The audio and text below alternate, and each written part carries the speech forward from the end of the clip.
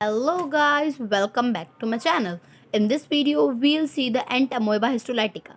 ठीक है, अब हम जो पैरासाइट स्टार्ट करेंगे ना, तो हम उसको पढ़ेंगे कुछ स्टेजेस में। सबसे पहले हम उसका देखेंगे नेचर के, वो कौन सा पैरासाइट है, इंटेस्टाइनल है, यूजेनाइटल है, ब्लड एंड टिश्यू है, कौन सा है। ठीक है, उसके बाद हम देखेंगे कि वो डिजीजेस कौन सी कॉज करता है, उसकी हम लोग लाइफ साइकिल देखेंगे। उसके बाद हम उसकी कौन से फॉर्म में वो अक्वायर होती है, कौन से फॉर्म में वो निकलती है बॉडी से, उसकी सारी की सारी लाइफ साइकिल देखेंगे।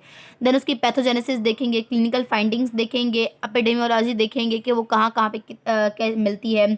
उसके बाद हम लोग देखेंगे इस केस की हम लोग डायग्नोसिस कैसे कर सकते हैं। देन उसका ट्रीटमेंट देखेंगे और प्रिवेंशन देखेंगे। ठीक है, तो ये सारे पॉइंट्स हम लोग अपनी वीडियोज़ में कवर करेंगे। So let's start the video. सबसे पहले एंट अमोeba हिस्टोलाइटिका के बारे में हम देखेंगे इसकी नेचर। तो ये हमारे पास एक इंटेस्टाइनल प्रोटोजोअन है। उसके बाद ये हमारे पास डिजीज़ कौन सी कॉज करवाता है, ये करवाता है डायसेंट्री। देन ये करवाता है हमारे पास लिवर एप्सिस और अमेबोमा। ठीक है, अब लिवर एप्सिस क्या है हमारे पास। लिवर एप्सिस हमारे पास क्या होता है कि छोटे छोटे पस के फॉर्म्स बन जाते हैं लिवर के ऊपर। और ये जो हमारे पास पस के फॉर्म्स होते हैं ना, ऑन द एस्पायरेशन ये हमारे पास पस में से क्या निकलता है, उस पस में एक एनकोवी पेस्ट एक हमारे पास एक क्रीम होती है जो हमारे पास फॉरेनर्स के पास यूज़ होती है। उसका जो कलर होता है ना, वो येलोइश ब्राउन कलर का कलर होता है। तो वो ब्राउनिश येलो या फिर येलोइश ब्राउन कलर का कलर होता है। तो वो जब हम उसकी एस्पायरेशन करते हैं इस लिवर एप्सिस की, तो हमारे पास वो एनकोवी पेस्ट लाइक कंसिस्टेंसी वाला और ब्राउनिश येलो कलर का पेस्ट हमारे पास निकलता है उसमें से, पस में से।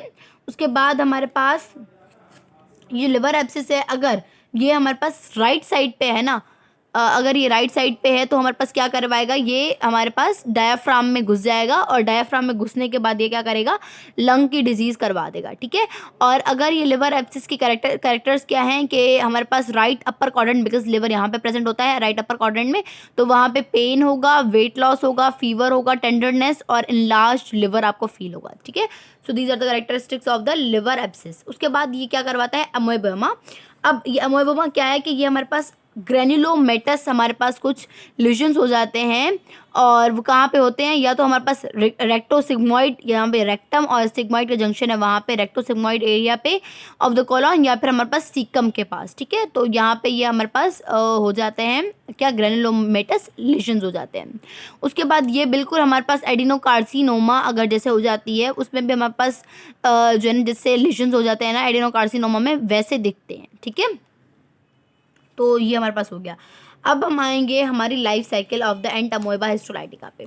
अब इसकी लाइफ साइकिल में हमारे पास दो फॉर्म्स होती हैं, एक होती है सिस्ट और दूसरी होती है ट्रोफोजोइट। अब क्या होता है कि हमारे पास हम लोगों ने किसी भी स्टूल से, मतलब जो नॉन डायरियल स्टूल है उसमें से ये फीको ओरल रूट के थ्रू इंजेस्ट होते हैं सिस्ट के फॉर्म में। तो इसकी अक्वायर्ड फॉर्म क्या हुई, जिस फॉर्म में हम लोग इसको इनटेक करते हैं वो क्या, कौन सी फॉर्म हुई, सिस्ट फॉर्म हुई। अब इस सिस्ट के क्या का जो करेक्टर है वो क्या है कि इसके पास 4 न्यूक्लियाइज होते हैं इन इट। ठीक है, उसके बाद क्या होता है कि ये सिस्ट जैसे ही एंटर हुआ बॉडी में, तो ये हमारे पास एक्सिस्टेशन होती है। मतलब कि वो एक्सिस्टेशन क्या मतलब, एक्स मतलब होता है आउट और सिस्ट मतलब होता है सिस्ट से बाहर। तो ये सिस्ट से बाहर निकलते हैं, रप्चर होता है वो सिस्ट, और उसमें से हमारे पास अमीबा निकलता है। और वो अमीबा जो है ना, उसके पास 4 न्यूक्लियाई होते हैं जो सिस्ट के पास थे वही वाले। ठीक है, उसके बाद ये डिवाइड करता है और डिवीजन के बाद क्या होता है कि हमारे पास 8 ट्रोफोजोइड्स निकलते हैं। अब वो 8 ट्रोफोजोइड्स क्या करते हैं, वो डेवलप होते हैं और मेच्योर ट्रोफोजाइट की फॉर्म में आ जाते हैं। और कहाँ पे ये मेच्योर ट्रोफोजाइट में बन जाते हैं, इलियम में। इलियम स्मॉल इंटेस्टाइन का पार्ट है, तो इलियम में ये मेच्योर ट्रोफोजाइट हमारे पास बन जाता है। अब हम मेच्योर ट्रोफोजाइट के कुछ फीचर्स देखेंगे। सबसे पहले तो सिस्ट के पास है 4 न्यूक्लिया, जबकि ट्रोफोजोइट के पास है सिंगल न्यूक्लिया है। ठीक है, उसके अलावा इसके बीचों बीच एक सेंट्रल न्यूक्लियोलस होता है। उसके अलावा जो क्रोमोटिन मटेरियल होता है ना, वो इवनली लाइंड होता है इसके सेल मेम्ब्रेन के अराउंड। उसके अलावा इसके पास जो इसका सबसे इम्पॉर्टेंट फीचर है, जो आपको कहीं पे भी किसी भी सिनेरियो में नहीं मिले या किसी और के में, वो ये है कि इस ट्रोफोजोइट के पास इंजेस्टेड आरबीसीज होते हैं। ठीक है, so this is the main characteristic of it. उसके बाद हम आते हैं कि मेच्योर ट्रोफोजाइट ये जब जाएगा तो ये जाके सीकम और कोलॉन में, मतलब लार्ज इंटेस्टाइन में जाके कॉलोनाइज कर लेगा। ठीक है, और कॉलोनाइज हो जाएगा मतलब वहाँ पे सेटल हो जाएगा, कॉलोनी की फॉर्म्स में बन जाएगा। ठीक है, तो ये हम लोगों ने बात डिस्कस कर लिया। एक्वायर्ड फॉर्म क्या है, सिस्ट, और ट्रांसमिटेड फॉर्म कौन से रूट के थ्रू, फीको ओरल रूट के through in the contaminated food and water. Then अब हमारे पास जो हमारी इम्यूनिटी होती है, हम लोग बोलते हैं कि हमारी इम्यूनिटी हमें प्रोटेक्ट करेगी, हम लोग के पास कोई प्रीवियस इन्फेक्शन हुआ है तो वो री इन्फेक्शन नहीं होगा, लेकिन इस केस में ये नहीं होता। री इन्फेक्शन मतलब अगर कोई प्रीवियस इन्फेक्शन है तो वो इसके री इन्फेक्शन को नहीं रोकता, ठीक है। उसके बाद इसका कोई भी एनिमल रिजर्वायर नहीं है। देन इसकी पैथोजेनेसिस में जब हम देखते हैं तो क्या होता है कि जब हमारे पास ट्रोफोजाइट हमारे पास हमारे कोलॉन में आ गया तो वो क्या करेगा, कोलॉनिक एपिथेलियम में इन्वेड करेगा, और वो इन्वेजन के बाद क्या करेगा, उस एपिथेलियम में जाके कुछ एंजाइम सीक्रेट करेगा जो हमारे पास इन्फेक्शन करवाएंगे एंड नेक्रोसिस करवाएंगे। लोकलाइज्ड नेक्रोसिस मतलब सिर्फ उसी एरिया के जो ब्लड सप्लाई उसको किल करता जाएगा और वहाँ के सेल्स डेड हो जाएंगे, ठीक है। वहाँ पे इन्फेक्शन करवाएगा और नेक्रोसिस करवाएगा।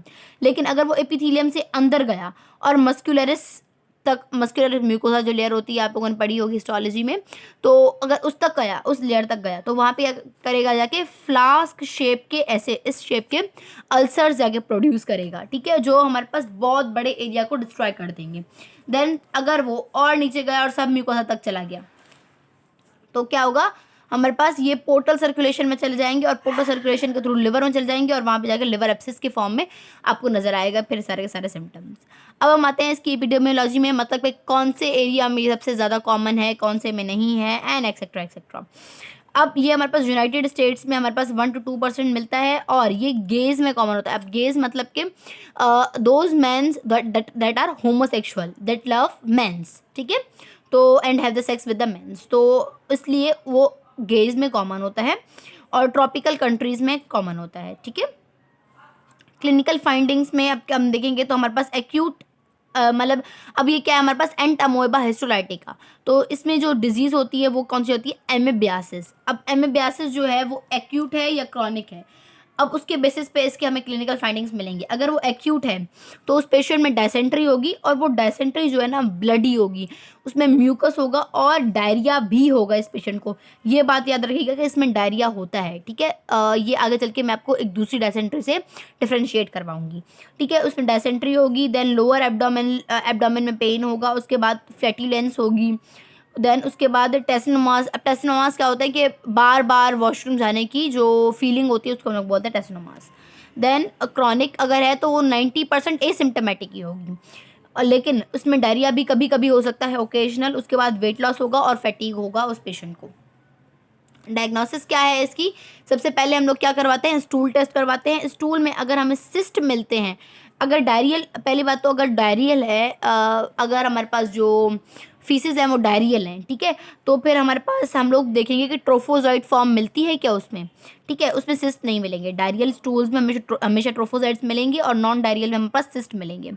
और दूसरी बात हमें ये याद रखनी है कि स्टूल शुड बी फ्रेश, और स्टूल शुड बी फ्रेश और 1 आवर के अंदर ही अंदर वो टेस्ट होनी चाहिए, बिकॉज हम लोग के पास बाद में क्या होता है कि जो अमोबॉइड उसकी मूवमेंट होती है ना ट्रोफोजाइट्स की, वो ख़त्म हो जाती है और फिर हम लोगों को वो उसकी मूवमेंट नज़र नहीं आती, ठीक है। उसके बाद ONP टेस्ट आपकी बुक में लिखा हुआ है, उसका क्या मतलब है, ओवा एंड पैरासाइट टेस्ट, और ये हमारे पास इनसेंसिटिव होती है इसके लिए, और ये नेगेटिव आती है हमारे पास, फॉल्स नेगेटिव, ठीक है। उसके बाद हमारे पास एंटीजन डिटेक्शन टेस्ट और PCR जो होते हैं, जिसमें हम लोग PCR में क्या करते हैं, हम लोग न्यूक्लिक एसिड को डिटेक्ट करते हैं। ये दोनों टेस्ट इसके लिए हाईली स्पेसिफिक है। उसके अलावा सीरोलॉजिकल टेस्ट, अब सीरोलॉजिकल टेस्ट का क्या मतलब है, सीरम की टेस्ट करवाएंगे हम लोग, और सीरोलॉजिकल टेस्ट में हम लोग देखेंगे कि इसके अलावा इसके अगेंस्ट कोई एंटीबॉडीज़ वगैरह मिली हैं हमें, तो अच्छा सीरोलॉजिकल टेस्ट से हम लोग इसकी इन्वेजिव फॉर्म, मतलब कि जो हमारे पास इसकी क्रॉनिक फॉर्म है या जो ऐसी फॉर्म जो गट एपिथेलियम को उसने इन्वेड कर लिया है और उसकी एक समझे एक सीरियस फॉर्म बन गई है, तो हम उसको बोलते हैं इन्वेजिव एमेबियासिस, तो सीरोलॉजिकल टेस्ट उसके लिए यूज़ होता है। उसके अलावा इनडायरेक्ट हेमी एग्लूटिनेशन टेस्ट, इसमें क्या होता है, अगर ये पॉजिटिव है तो मतलब कि हमारे पास इन्वेजिव एमेबियासिस है हमें, और अगर नेगेटिव है तो क्रॉनिक है लेकिन एसिम्टोमेटिक है, ठीक है। देन हमारे पास अब हम लोग को कैसे पता चले कि वो जो डायसेंट्री है वो किसी और अमीबा से हुई है या फिर इसी अमीबा ने की है, मतलब एंट अमोएबा हिस्टोलाइटिका ने की है या फिर इकोलाई वगैरह जो हमारे पास और होते हैं एंट अमोएबा उन्होंने की है।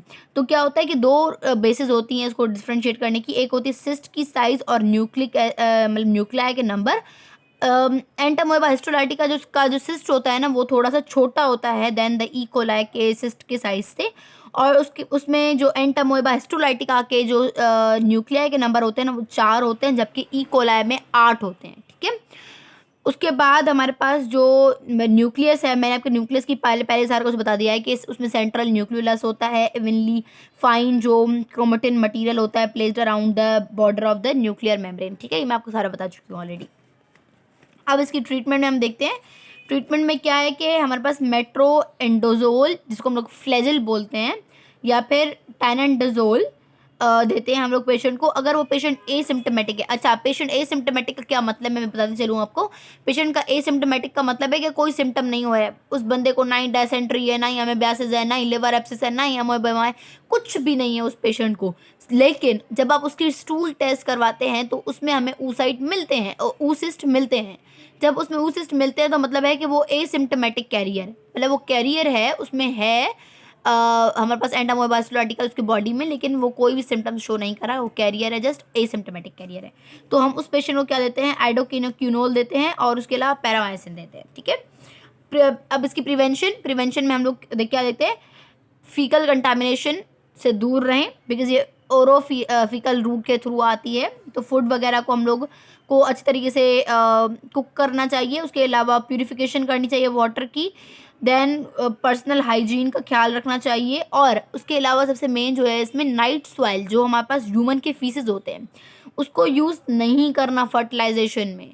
ठीक है, फर्टिलाइजेशन में उसको यूज़ नहीं करना, बिकॉज फर्टिलाइजेशन में हम यूज़ करेंगे तो वही हमारे पास अगर उस टूल्स में है, फॉर एग्जाम्पल एंटामोएबा हिस्टोलाइटिका, तो वही फर्टिलाइजेशन के बाद जब हम लोग के पास किसी खेती बाड़ी में हम लोगों ने उसको यूज़ कर दिया एज अ फर्टिलाइज़र, तो फिर वही फूड के थ्रू हमारे पास रिटर्न होंगे। ठीक है, उसके अलावा वेजिटेबल्स को प्रॉपर्ली कुक करें। ठीक है,